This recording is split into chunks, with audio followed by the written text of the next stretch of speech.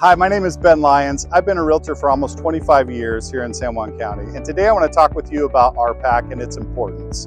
First and foremost, RPAC is not a blue thing and it's not a red thing. RPAC is about creating relationships with legislators.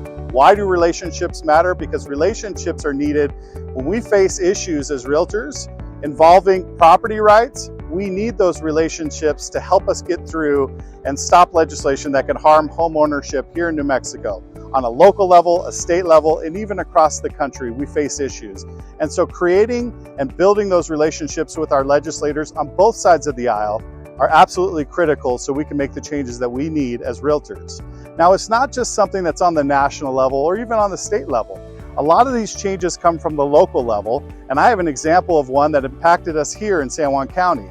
A few years ago, we ran across an appraiser that was interpreting the FHA guidebook in a way that was harmful to local owners and wouldn't allow them to sell properties if they had gas lines on their properties. We took that issue, I wrote a letter to our congressman, ran it through the RPAC channels, and before you know it, within 24 to 48 hours, we had a response from the HUD Secretary, Dr. Ben Carson.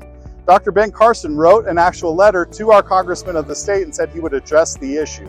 So that's an example of how a local issue can work its way up to the top within a matter of a few days. It was pretty powerful to see the impact we have as realtors and the legislators that are involved and the relationships that we've built go into action when we need it.